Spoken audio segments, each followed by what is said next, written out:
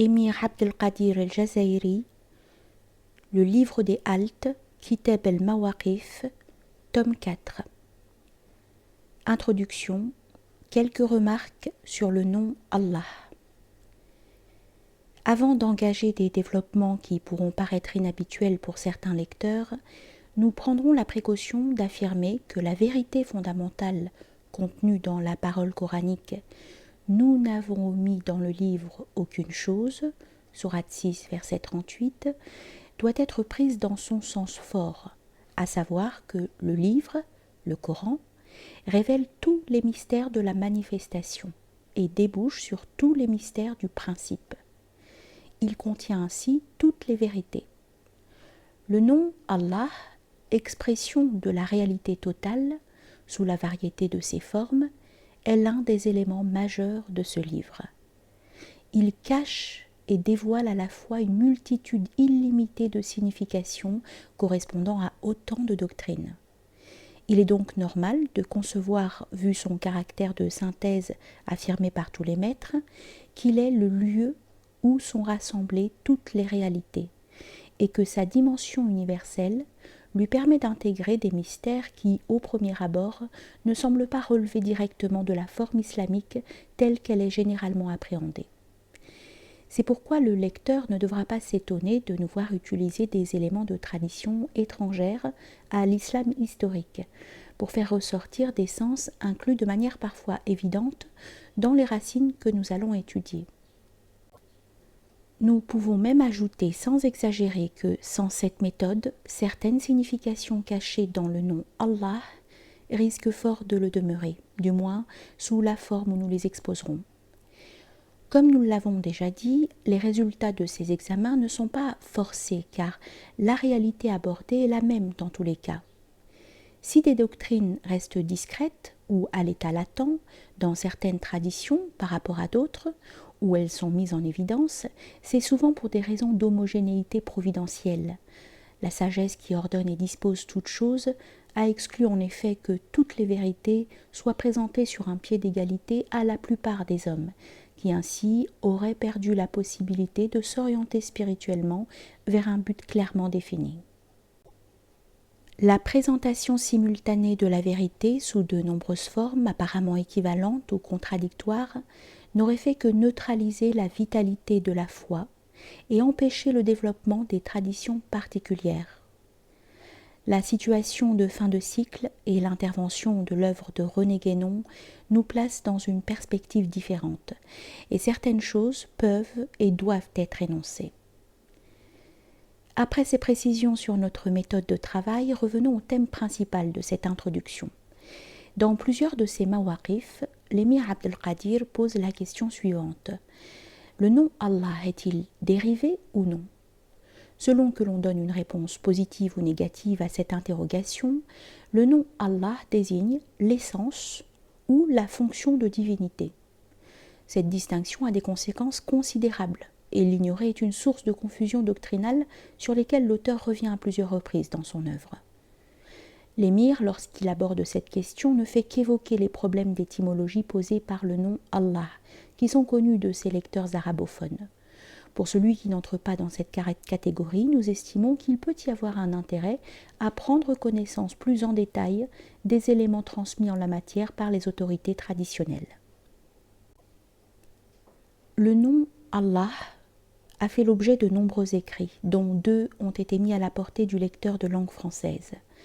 Le livre du nom de majesté, Allah d'Ibn Arabi, traduit et commenté par Michel Valsan, et le traité sur le nom Allah d'Ibn Ataïllah, présenté et traduit par Maurice Gloton. Celui-ci a eu l'occasion de revenir sur cette question dans sa traduction du traité sur les noms divins de Fakhreddin Razi. Ce sujet est régulièrement abordé par les commentateurs du Coran lorsqu'ils étudient la Basmala. Ils exposent alors de manière précise les propriétés graphiques, sonores et sémantiques du nom dit de majesté, en prenant appui sur les étymologies possibles. Ces propriétés sont d'ailleurs intimement liées entre elles. Les vertus symboliques de ce nom étant réellement inépuisables, nous n'aurons comme dessein ici que celui d'exploiter des données déjà connues, mais comme nous l'avons déjà dit, dans une perspective un peu inhabituelle. Origine du nom Allah. Une question préalable est souvent posée par les auteurs. Le nom Allah est-il purement arabe ou appartient-il à un contexte linguistique plus large ? Les savants musulmans n'ignorent pas que ce nom désignait la divinité suprême dans la tradition pré-islamique, mais ils connaissent également l'utilisation d'un nom divin dont le shem est proche de la racine ALH en hébreu, syriaque, araméen et autres langues de la même famille. Ce fait est pris en compte par des autorités comme Al-Razi. D'autres estiment qu'il peut être commun à plusieurs langues, sans que l'on puisse dire que l'une soit antérieure aux autres. En dehors du strict cadre sémitique, il faut relever ce passage digne d'intérêt concernant une technique d'invocation en milieu hindou. Cette fois, Hala, H-A-2-L-A, est un terme mystérieux utilisé par certaines sectes shivaïtes pour invoquer l'être suprême durant les danses extatiques. Il est difficile de ne pas faire un rapprochement avec Allah, le nom divin adopté par les musulmans, en même temps que la pierre noire de la Mecque, qui, selon la géographie des Puranas, est un linga de Shiva situé dans l'ancien lieu sacré appelé Makeshvara, le seigneur du crocodile. Pour revenir au contexte sémitique, on a évoqué aussi l'étoffement de la racine primitive il ou el, il ou el, connu comme le nom de Dieu chez tous les sémites.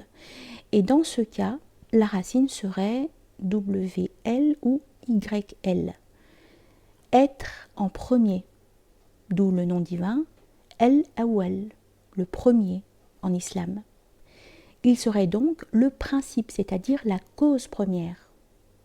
Le grand dictionnaire Lisan al-Arab donne il comme l'un des noms d'Allah en hébreu et syriaque, puis propose une forme arabisée, il avec 2 L, identifié directement à Allah. Wa huwa Allah. Cependant, presque toutes les autorités musulmanes concluent que le nom Allah est purement arabe dès l'origine. Lorsqu'ils l'évoquent, ils commencent toujours par affirmer, comme l'émir, la première hypothèse, à savoir qu'il s'agit d'un nom propre, sans étymologie. Puis ils donnent malgré cela quelques racines possibles tournant autour des 3 radicaux. Chaque étymologie proposée permet de développer des doctrines spécifiques renvoyant à des expressions ou synonymes explicatifs. Pour des raisons d'opportunité ou de prudence, certains sens ne sont que suggérés. Les radicaux ALH, WLH et LWH. Ces 3 radicaux recèlent dans leurs dérivés des sens remarquables. ALH contient les idées de refuge, protection, perplexité, stupéfaction, adoration, amour, divinité, se situer, se tenir dans un lieu. WLH désigne l'amour intense, la perplexité, le fait de perdre la raison ou l'intellect à cause d'une frayeur ou d'un trouble. LWH signifie être caché, voilé au regard, être haut, élevé, briller, créer.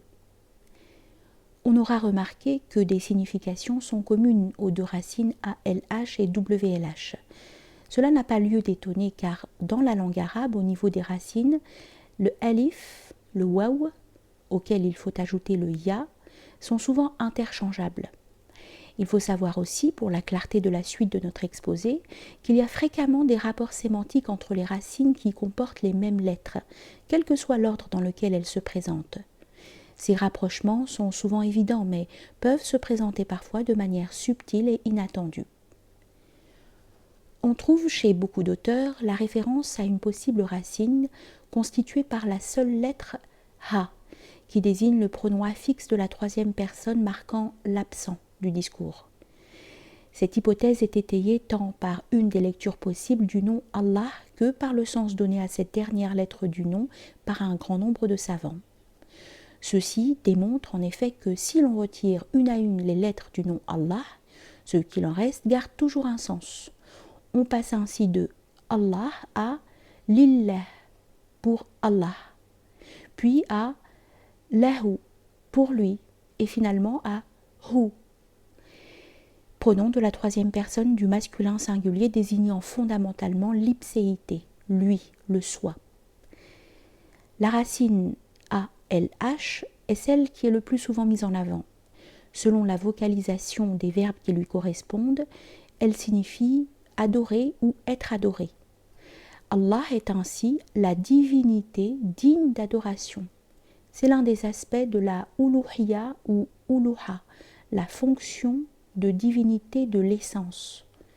La plupart des considérations qui vont suivre renvoient à cette fonction de divinité sous ses aspects principaux. Les allusions au nom de majesté.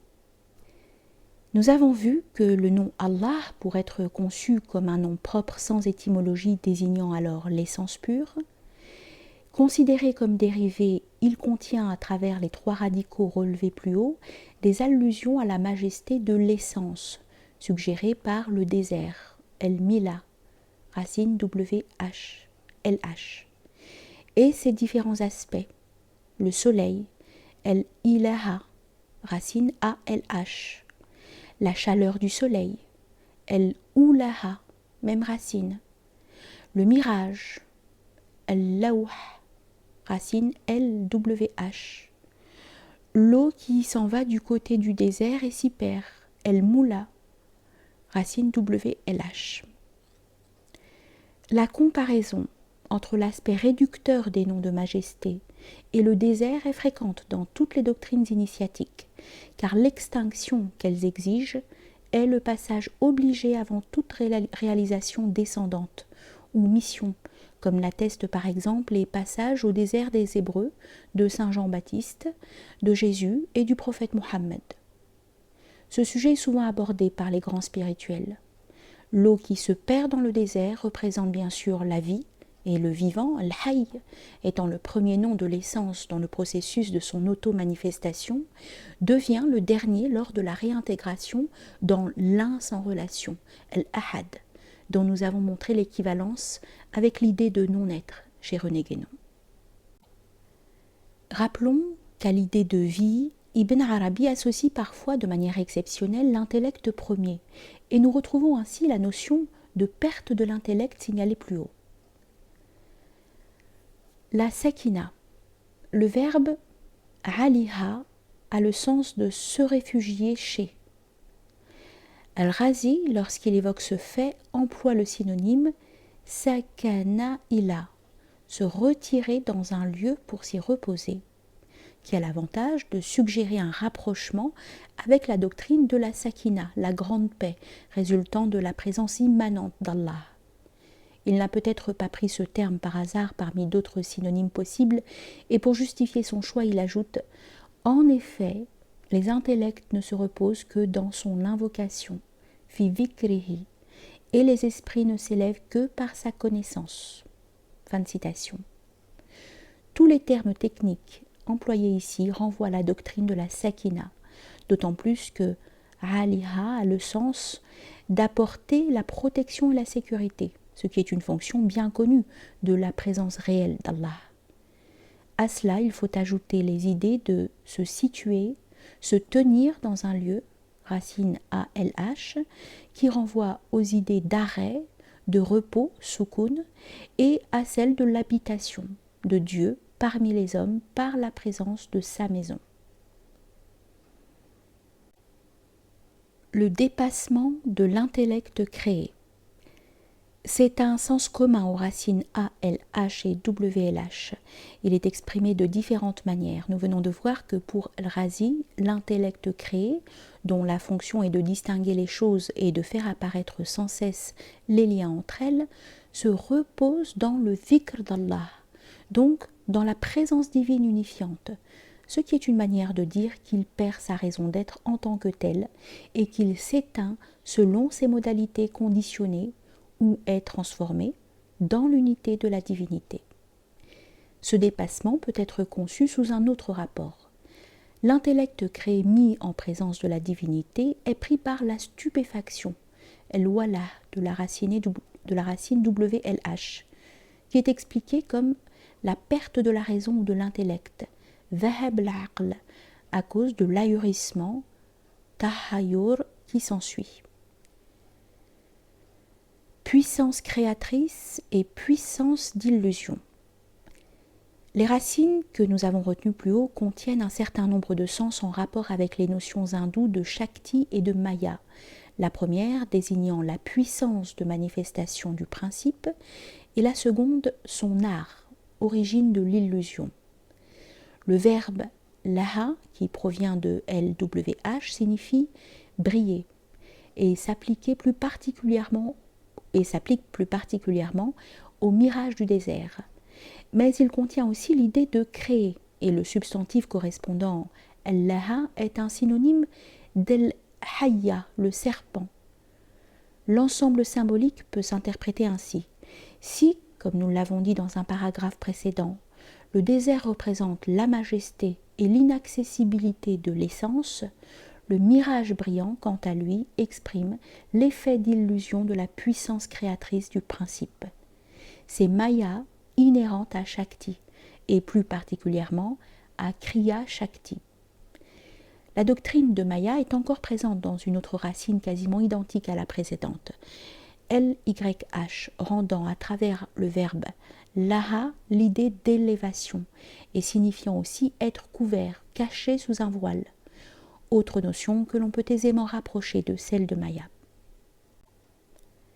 La plupart des notions abordées ici se trouvent réunies dans un verset que Michel Valsan considérait comme étant l'expression de la doctrine de Maya dans le Coran. Nous citons ce verset. « Et ceux qui sont voilés, leurs actes sont comme un mirage dans une plaine que l'assoiffé estime être de l'eau, jusqu'à ce qu'il y soit arrivé et l'ait trouvé rien.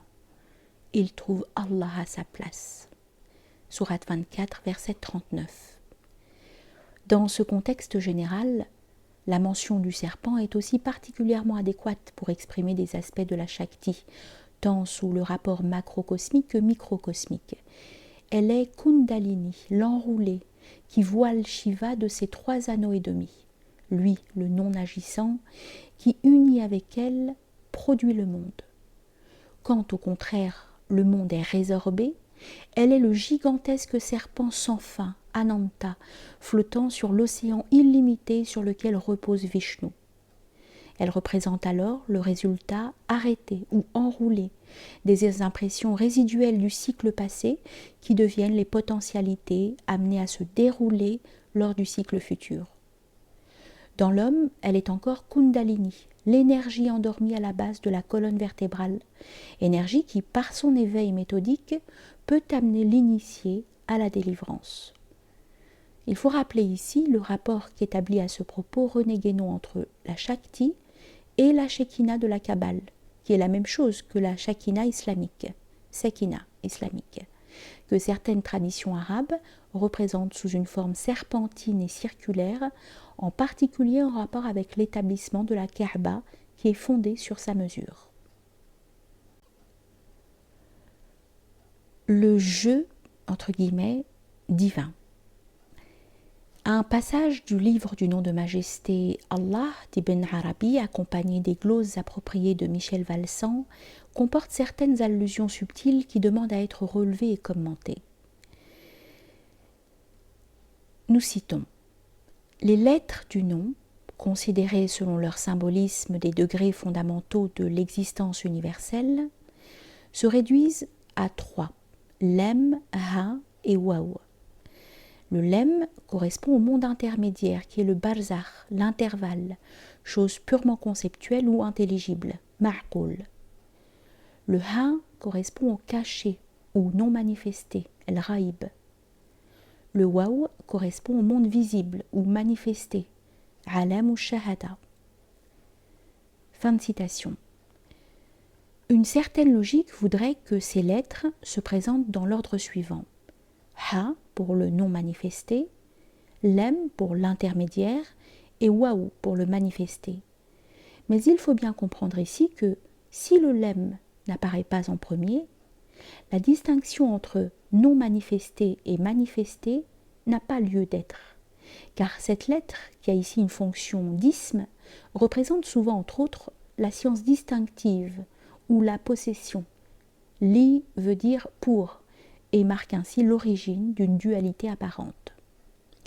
Or, Lem, Ha et Waou, écrits dans cette disposition, qui est celle donnée par le Cheikh al-Akbar, forment le mot Lahw, L-A-H-W, qui est sémantiquement intéressant. Le verbe laha, qui lui correspond, signifie jouer, s'amuser, se divertir, jouir, trouver du plaisir, oublier, consoler. Le substantif lahw, L-A-H-W, exprime quant à lui le jeu, la distraction, la jouissance, la consolation, le plaisir. Ce terme est employé dans le Coran dans des contextes dignes d'intérêt qui correspondent assez bien à ce que l'hindouisme dit de l'homme non délivré, qui est le jouet de Maya sous son aspect de pouvoir d'illusion. La vie, surtout celle d'ici-bas, est considérée dans plusieurs versets comme occasionnant une distraction. Sachez que la vie de ce monde est jeu, la'ib, et distraction, lahu. Sourate 57, verset 20. Elle est la cause d'illusion même pour ceux qui participent dans une certaine mesure à une voie traditionnelle. Laisse ceux qui ont pris leur religion comme jeu et distraction et que la vie de ce bas monde a illusionné. Sourate 6, verset 70. Ce défaut de concentration peut venir du désir attaché à la multiplicité. Vous a distrait la rivalité dans la recherche de l'abondance. Sourate 102, verset 1. Et il s'oppose naturellement au dhikr, à l'invocation. Ô vous qui avez la foi, que ne vous distrait pas vos biens et vos enfants de l'invocation d'Allah. Sourate 63, verset 9. Il y a des hommes qu'aucun commerce ou contrat ne distrait de l'invocation d'Allah. Sourate 24, verset 37.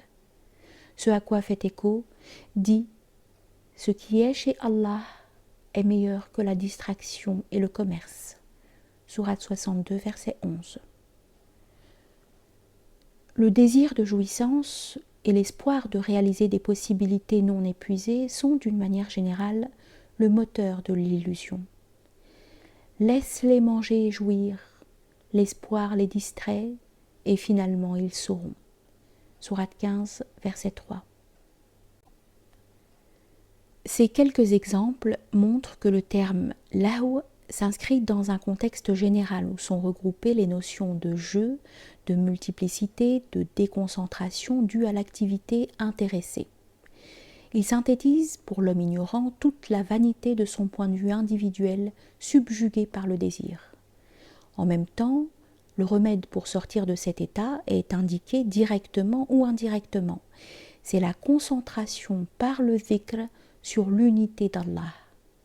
Mais ne l'oublions pas, ce mot, dans le texte d'Ibn Arabi, est intégré d'une certaine manière au nom d'Allah, ce qui signifie que la racine de cette illusion, de ce jeu, entre guillemets, se trouve non pas dans le principe suprême lui-même, mais dans une certaine manière de considérer la puissance créatrice de sa fonction de divinité, désignée, rappelons-le, par un aspect du nom Allah.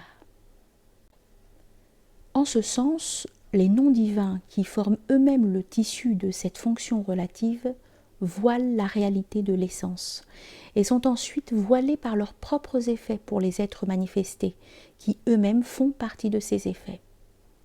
On peut citer à cet égard un passage d'Ibn Arabi expliquant que Allah a donné à l'avance par miséricorde certaines excuses, entre guillemets, aux croyants qui, à la question « Qu'est-ce qui t'a illusionné à propos de ton Seigneur très généreux ?» Sourate 82, verset 6, pourra répondre « Ta générosité même ». Bien sûr, la notion de jeu divin n'est pas aussi clairement présente dans les conceptions islamiques que dans celles de tradition hindoue. Et au premier abord, elle en semble même exclue par des passages coraniques comme « Nous n'avons pas créé le ciel et la terre et ce qui est entre eux comme des joueurs » Sourate 21, verset 16, où le jeu s'oppose à la sagesse. Mais si l'on définit le jeu comme différent du travail, en ce qu'il est une activité spontanée qui n'est due à aucun besoin et n'implique aucun effort, on reconnaîtra, en contexte islamique, que cela convient aussi parfaitement que possible à l'activité divine, comme beaucoup d'affirmations traditionnelles le confirment. Le dhikr par le nom Allah. Si l'on devait réunir la somme des documents concernant les modalités du dhikr en islam en général et dans le tasawwuf en particulier, la moisson serait impressionnante. Et il est certain que le nom Allah y tiendrait une place de choix, puisqu'il fait partie des vocables incantatoires fréquemment utilisés, avec la formule « La ilaha illallah » et le pronom « huwa ». S'il est incontestable dans la perspective générale des maîtres soufis que le dhikr transmis personnellement à un disciple, avec les techniques et le contrôle initiatique correspondants, sont les plus efficaces et les plus sûres, il n'en reste pas moins que les injonctions coraniques concernant cette pratique sont générales et s'adressent à tous les croyants. Ô vous qui avez la foi, invoquez Allah par une invocation fréquente. Sourate 33, verset 41. Dans des demeures, Allah a donné la permission qu'elles soient élevées et qu'on y invoque son nom. Sourate 24, verset 36. Dis Allah, puis laisse-les à jouer dans leur pataugeage. Sourate 6, verset 91. Quelles que soient les interprétations que l'on donne à ces versets, le sens le plus direct indique incontestablement la possibilité pour tout croyant d'invoquer par le nom Allah. C'est même un ordre divin. Nous avons fait au tout début de notre étude une remarque concernant l'adéquation entre la façon de considérer le nom Allah comme ayant ou non une étymologie et ses conceptions métaphysiques et initiatiques. Ce nom a en effet l'avantage d'être une synthèse permettant d'intégrer n'importe quelle réalité relative prise comme point de départ à la réalité divine correspondante. Son aspect de fonction de divinité aide l'invocateur à avoir dans un premier temps un repère possible dans sa concentration, car il peut s'orienter vers quelque chose. Et comme nom propre de l'essence, il débouche nécessairement sur la réalisation métaphysique suprême. Pour finir, nous nous arrêterons sur une certaine correspondance du dhikr dans la physiologie humaine. Il est facile de constater les relations évidentes entre le dhikr par le nom huwa et les modalités de la respiration avec laquelle il s'identifie pratiquement. Il y a dans ce dernier cas un rapprochement incontestable à faire avec certaines techniques de yoga ou d'autres modes de réalisation extrême-orientaux, comme ceux mis en œuvre dans le zen ou le taoïsme, et qui utilisent la maîtrise du souffle. Le nom Allah, quant à lui, participe dans sa prononciation à la fois du battement du cœur et de la respiration, ce en quoi il intègre d'une certaine manière le dhikr huwa, ce que suggère le texte d'Ibn Arabi. Il réunit donc les deux fonctions vitales les plus importantes, ce qui nous ramène à son caractère de synthèse sur lequel nous avons insisté au cours de cette introduction.